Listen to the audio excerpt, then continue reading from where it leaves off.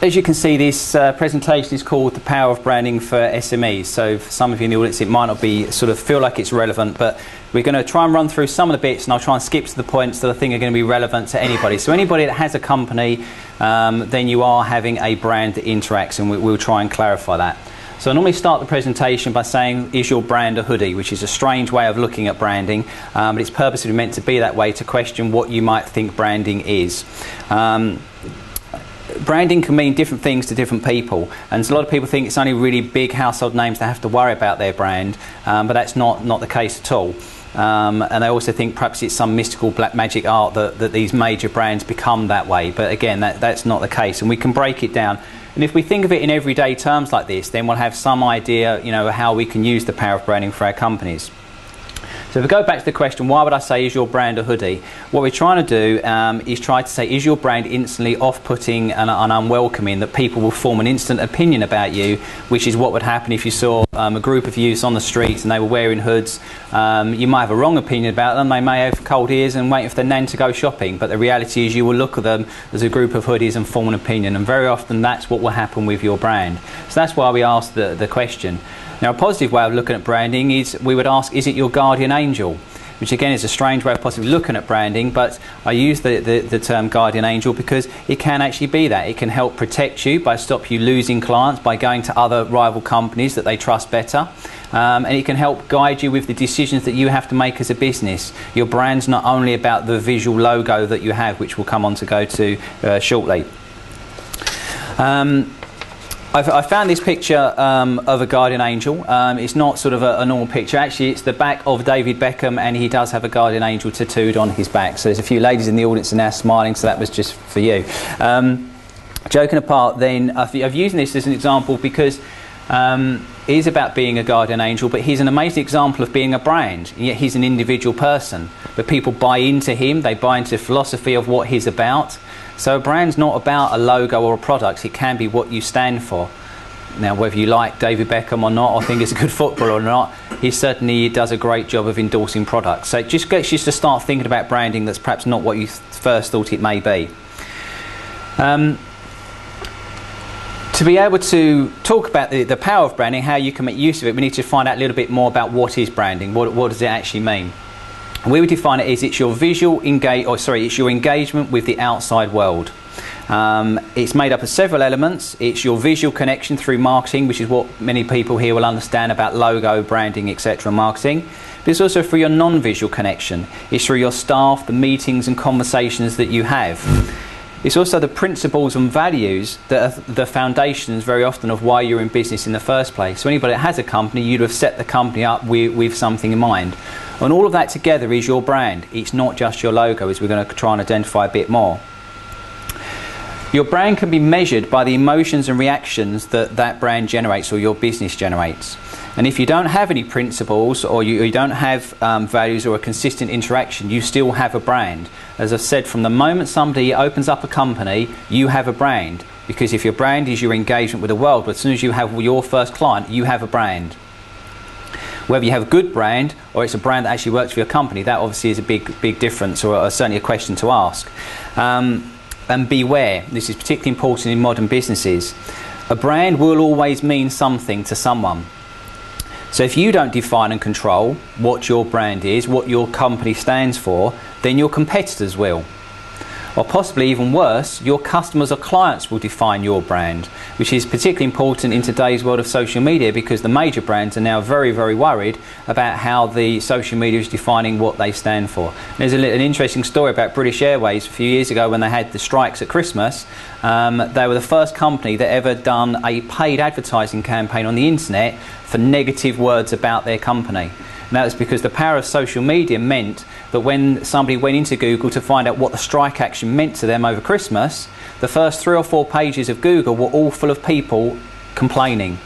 So British Airways couldn't actually give out their advice how to get around the strike action, so they had to do a paid advertising campaign in Google to get themselves back on page 1, and that shows you the power of social media in affecting what your brand is, because the perception then was obviously not great. You've got 4 pages of complaints about British Airways. But I can't go into social media in depth, that's another presentation. when people describe their brand, they often try and use the principles and values, as I've said, of why they created the company. And I'll go on to perhaps talk about Acumen Design's brand shortly, or I might sort of skip that through a little bit. But one of the ways when we talk about brand is to put it in a tangible term, and one of the brands that people often talk about is Nike. What is the Nike brand? If you would describe, if I simply ask that question, what's the Nike brand? Sportswear. That's a better answer than we normally get. That's very, very interesting. Saying at the back? Yep, just do it. And the tick. And the tick. Tiger Woods. Interesting, yeah. No, this is all part of it. This is interesting. What is the Nike brand? So people often say it's the swoosh. They would say it's that they're sportswear, and that's actually probably the closest answer. They might say it's just do it. Well, the Nike lettering, N-I-K-E, and the tick, that's an identifier. It's their trademark. That's not their brand. It's an ingredient of it, but it's not their brand as a whole. Just do it is a marketing phrase. Again, that's not their brand, but it's an ingredient of that. Now, researching for this presentation, I found this advert, which I thought was quite interesting. And while this obviously isn't a real advert, I think when a brand gets this powerful, you've got other people doing a spoof of your adverts, and probably more importantly, a spoof of your values. And I think this is trying to describe how Nike treat their employees, if not other people as well. So, you know, I think it shows you how the power of brand can be if other people are trying to have fun at your expense. But the Nike brand, go back to the Nike brand. According to Phil Knight's the founder of Nike, in case anybody didn't know. According to Phil Knight, his definition, if you had a conversation with him and said, what is your brand? He said it is to deliver authentic athletic performance. And although you've all heard of Nike, I bet there's very few people in the audience have heard of that phrase. But actually, if we break it down a bit, you'll understand why that is that phrase and what it means to Nike. And he's using the principles of why he set the company up, which back in the 70s, his idea was to produce, it was originally footwear, but his aim was to produce every one of us the equipment to behave like or to become or to achieve the same as professional sports people. Now, I've been struggling for years, it doesn't always happen because I'm rubbish, but that's not the point. Authentic athletic performance, you get the idea then of what he's aiming to try and do as a business. Now, this brand is conveyed through their logo, through their strapline, through all the marketing that they do. It's also through the other things they do, through their staff interaction. If you go into the Nike stores, what happens when you speak to somebody there? It's also their unseen stuff. They do a lot of charity work, believe it or not, which is probably not the perception you'd have of Nike. And all of that should be delivered while being true to their values. And everything comes together to be the ingredients of their brand. And even the name Nike was born from the concept Phil had. In the early days, he was interviewed, and this is the words, I've got a note here of the words that he actually used in a press launch for Nike. And he said, Nike is the winged goddess of victory according to Greek mythology, a mystical presence symbolising victorious encounters. And a Greek person would say, when we go to battle and win, we say it is Nike. That's where the words come from.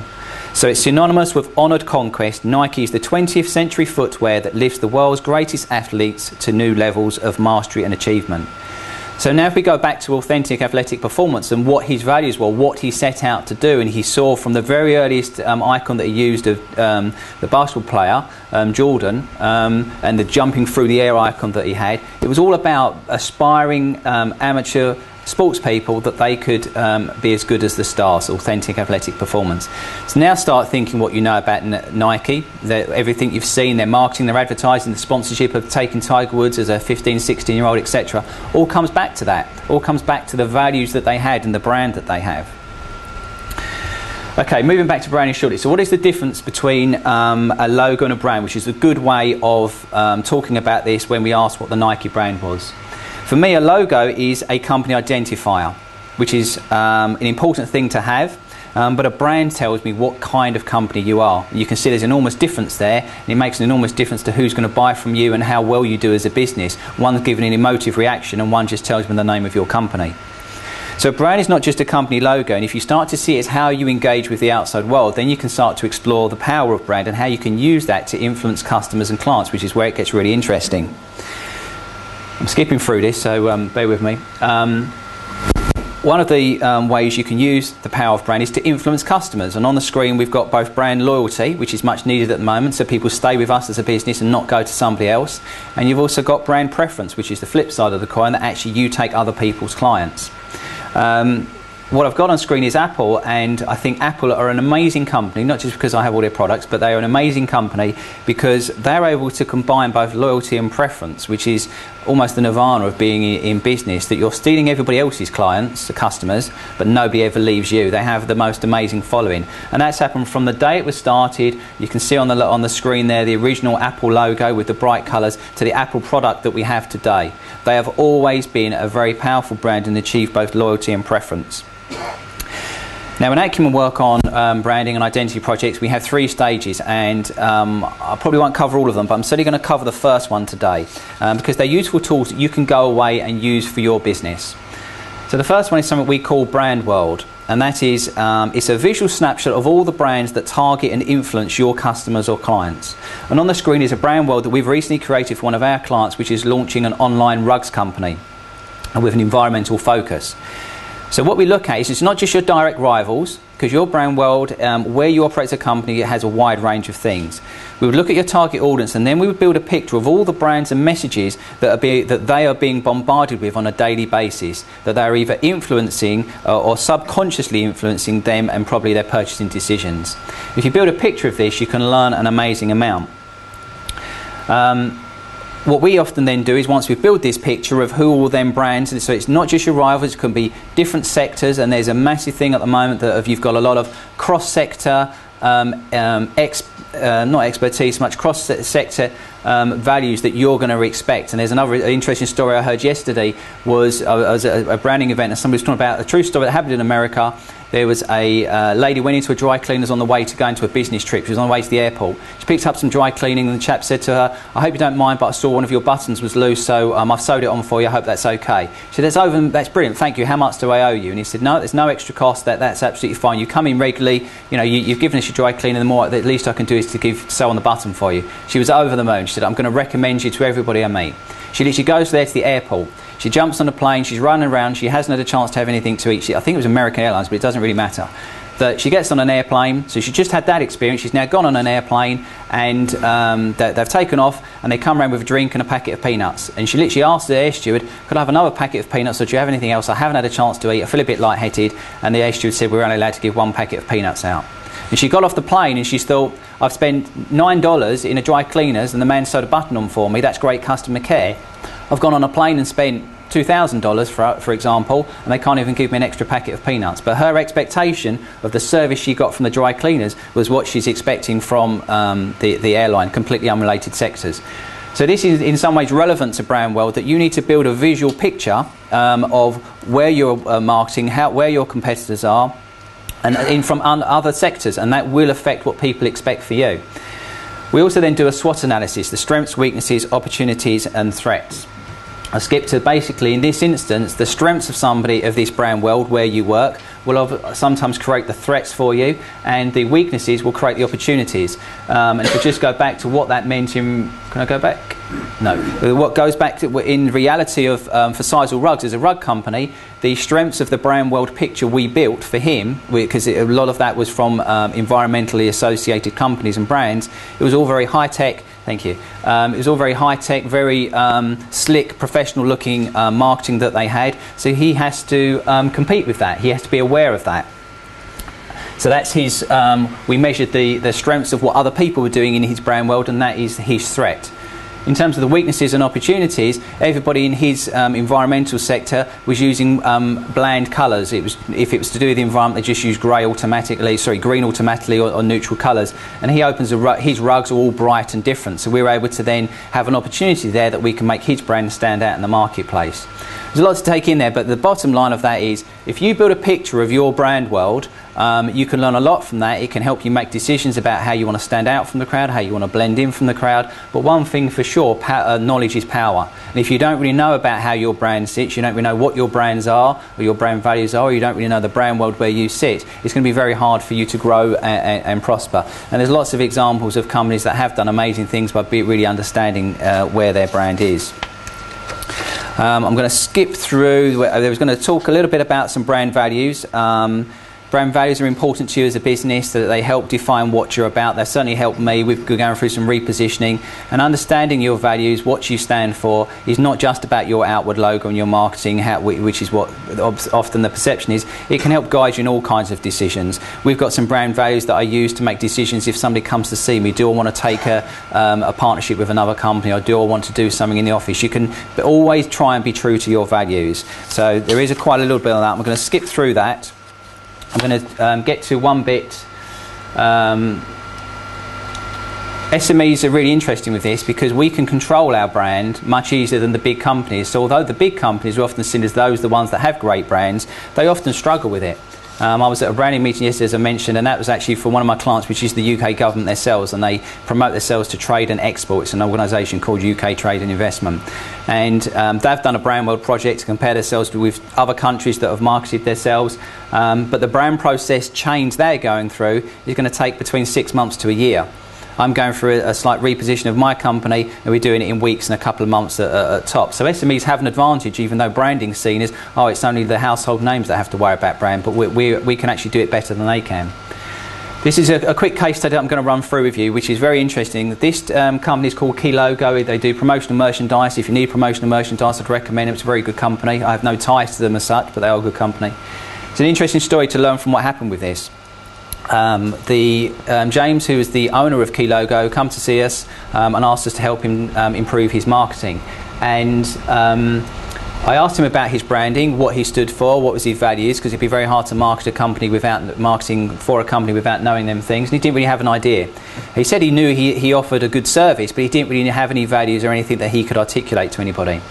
So one of the things I'd always say in marketing is, if you don't know something, don't be afraid to ask, and certainly don't presume things. So we said, well, if your brand is your engagement with the outside world, let's see what your brand is by asking your customers. We developed a questionnaire, and I asked several of his, well, I didn't do it, but somebody who works for me, Joe, asked several of his customers a range of questions to find out what his brand is, what does he stand for from their perspective. And he said, well, how am I going to use that? They're just going to say the same kind of values that every other company has, because that's what people often strive for. I must have unique and quirky values, otherwise I won't bother. But what I say, if you can be true to them, believe in them, and can actually demonstrate your commitment to them, they're more important than being quirky. So we did the customer survey, and what come back was his amazing customer service. Which obviously is a great value, but it's a common value, and it's certainly not a very unique or quirky. And his answer was, well, there you go, everybody's going to say they have great customer service. And I said they do, but if your clients are saying you have great customer service, then you truly do have that, and we need to make a big deal of that. We need to use that within your marketing. So what we then created was, or I suggested, and we wrote for him, a customer charter. Which is 15 points that describes the service that his clients have said he's known for, but he's prepared to publicly commit to that. And so his way of differentiating this company through his values, he had a common value: great customer care, quality of service, etc. Well, that's not unique. I mean, you could argue if it's unique that everybody's doing it, but it's certainly not a unique value people strive for. But the fact he's a small company and he's wrote a customer charter that he's prepared to publicly let all his people, or all his clients know, which has got a vast database, that's what makes him different. And it's proved really successful. We then created a marketing campaign off the back of that to launch it. He had an email campaign, and if you signed back with a form, we was giving away 2 tickets to dine at Jamie Oliver's 15 restaurant, obviously with a play on the 15. It's proved really successful for him. And it all started off from values of being great customer care, which he said, I can't do much with that, but obviously we've shown that you can. When researching customer charters, when we was doing this for him, NatWest come up. And so it's not only what's interesting is how we've used that method for a small company, but it's something that the big companies do. And I think he's doing a better job of it than NatWest are, because I think their customer charter has been slaughtered. So that's an interesting mix about how branding can be used for smaller companies. I'll quickly touch on brand delivery, which is the third part. So we look at a brand world, we look at values, and we look at brand delivery. So I'm going to skip through some of these bits. Brand delivery. It's very important that you're consistent. Some of the things that Alex was touching on there, that in being consistent, you have to be consistent from one day to the next. And that means very often you won't know when somebody's looking at your website, so that has to be good all the time. Don't make news articles get out of date because you won't know when somebody's looked at it, and then apparently but you will appear to have a poor brand at that point. So you need to be consistent day by every day. What's often underlooked is you also have to be consistent between your visual marketing and your non-visual marketing, such as in networking event today. What would be really interesting, if you met somebody here today that was interested in doing business with, we can more or less guarantee you're going to go away and look at their website. Where it has to be consistent is the brand that you personally portray, whether you're positive, outgoing, that you've got a real dynamic attitude to things, is reflected in your visual marketing, your website, because otherwise there's going to be a bit of a mistrust going on. And that's been quite well documented at the moment. So you know, it's amazing what level of consistency as a brand you need to be able to survive and prosper. Obviously, there's the things that we know of in consistency. This is a client we work on in Brentwood, consistently across both print, online, digital, etc. But there's so much more that you need to be consistent with within brand delivery. I'm going to skip forward to very loosely touch on social media, and that is that part of this consistency is how social media has changed that. And there are some industry experts, and I'm not completely sure I'd agree with this, but certainly industry experts that have then said that in the future your website won't be the first people your clients go to find out about your business. And if you don't have a good social media or online presence, then that is what people are going to trust, because it feels more independent than your website. And let's face it, we're not going to say, you know, any of our problems or struggles on our website, are we? But they do come out in social media. This is a LinkedIn page for a lady we know called Lee Ashton. She works for a company called the Sales Consultancy. She does sales training, and she really pushes her LinkedIn profile very hard. Her existing website's good as well, but she's got loads of recommendations. So in the future, people are saying this is the consistency you need as well. And this is a consistency that the public trust more than your website, because it's extremely hard to cheat in social media. So there's lots going on with consistency. I've skipped through a lot there, and perhaps we'll have some questions at the end. You also need to be consistent as you as a business owner, that your staff know what you're trying to achieve. Because you could have great values. In James' situation, didn't quite know, but now we've established some brand values. If he doesn't communicate that to all of his staff, that when they answer the phone, that they know what they stand for. I've got Richard Branson there. It'd be interesting to do an audit of everybody that works in Virgin. To be honest, I'd be willing to bet, they may not always do it, but I'd be willing to bet that they know they're the people's champion, and that's what every single person there is briefed as employees, because he's made a very clear definition of what his brand's about and what he stands for. And I'd be willing to bet most employees, even if they don't do it, they do know what brand they work for, whereas that may not always happen in other organisations.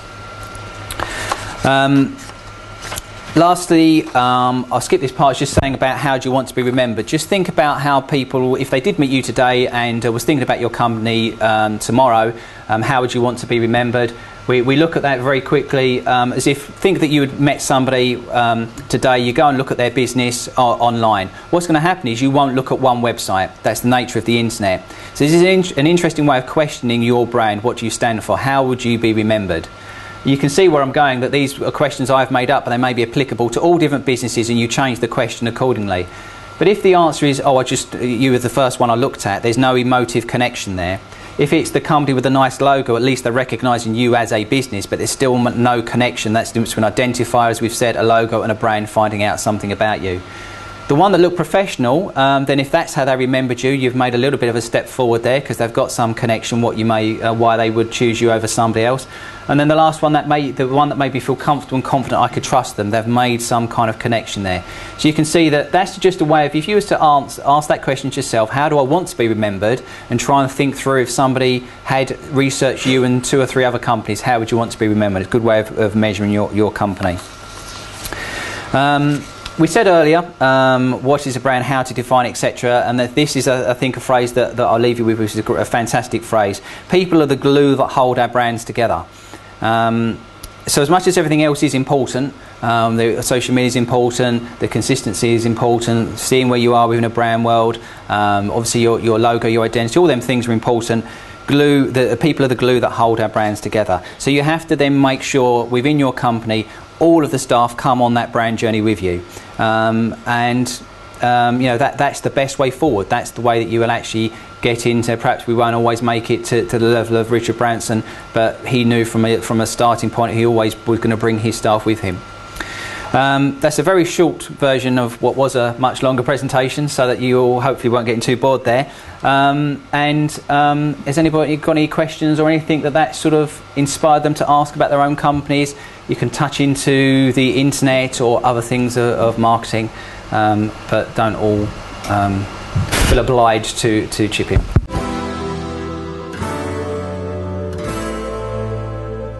May I just open the question session with a brief one? The power of color. We've seen banks having their colors. First Direct has black color. We have drinks have their colors. What do you think can you give us perhaps a spectrum of colors, what message they convey when you're selecting a logo or a theme of a place? Yes. If you could, please. Okay. Colours are very interesting. First Direct are black and white because it's not a notion of actually being bold and dynamic, it's to reflect the simplicity. So it's like saying we are simpler than dealing with Barclays, we are different than dealing with NatWest. So if we're the ultimate simple, straightforward approach, we've got the most ultimate straightforward brand, which is black and white. So that's why they're that colour. Purple Communications was an interesting one. If you have a name like Purple Communications, you couldn't not have a colour that's purple, obviously. And in some ways, that's literally why his wife's favourite colour was purple, and he called himself Purple Communications. But this guy takes it, Steve Jarrett, who's the managing director of Purple Communications, he has the biggest array of purple ties and lilac shirts known to man. I don't know where he gets them from. He will not go out of the door without wearing something purple, because that's what he wants to be identified with. The colour can be used in lots of different ways. We had a new client come to see us that's a recruitment company. They were doing an online template for their website because they needed to do it cheaper, and they was looking at various templates, and they liked blue and grey, and they just happened to like the colours. But when we spoke about what they was like, there was a modern, dynamic company, very youthful in what they kind of recruitment. They was actually recruiting in call centres, which the average age I think is between 18 and 21, and they had a brand that made them look like a bank. So we spoke to them and said, without changing any of the layout, simply by changing the colours, it had a completely dramatic difference. The colours felt appropriate that there was a modern company. So, it can be used in all different ways. It can be very powerful that people will either turn away from something. It's really part of that overall mixture. Do you trust or believe in a brand? When a company's starting out, you've got a lot of demands on what little money you have. Yes. How important or what sort of value can you put on the branding? People want to spend money on advertising. Do I go on the website? Do I publish in a paper? Do I print leaflets? Whatever. Yes. How important, before you actually start that process, is the branding linked with the marketing? What sort of, how can you apportion an amount of money? For some people, £50 too much money. For some, it might be £2,000. It's a very good question. The company that who was talking about this, a recruitment company, more or less that question come up. They're starting out, so they haven't got a lot of money to spend on.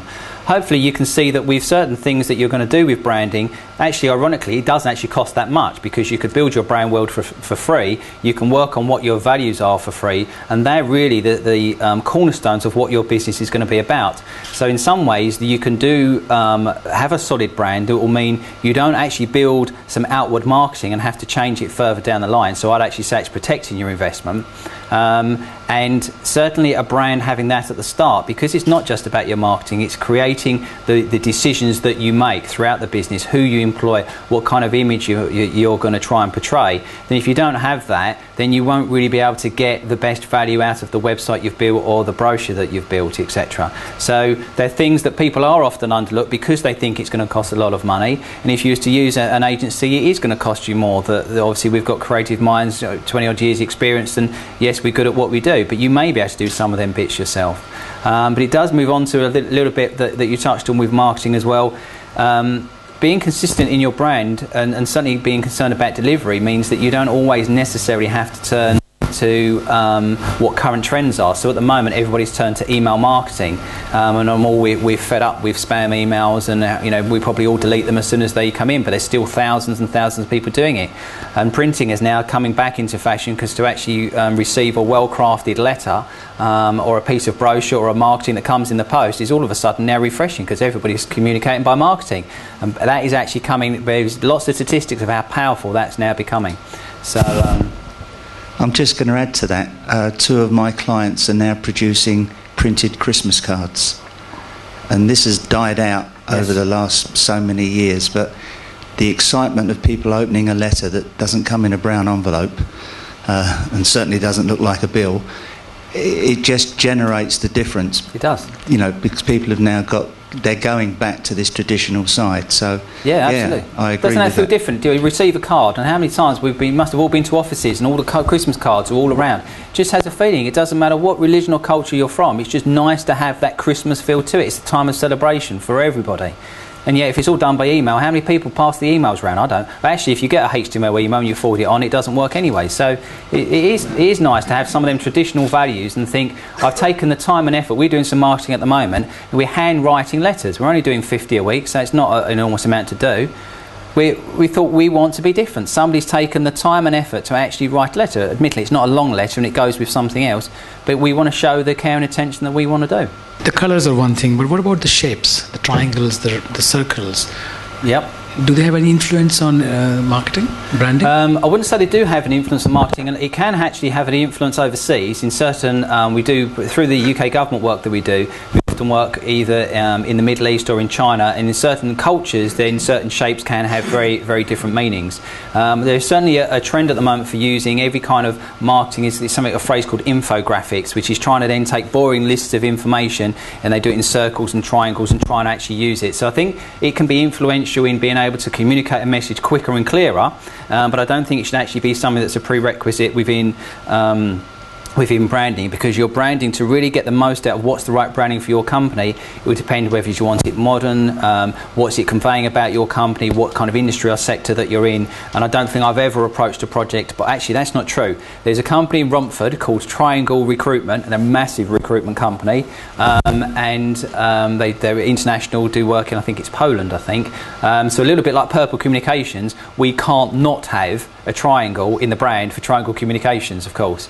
But why he created Triangle, there was initially 3 facets to his business, and that's what was called Triangle Recruitment. But I don't think I would set out on a project with that in mind. And so I can certainly know overseas cultures it can affect it, but I wouldn't so much say here.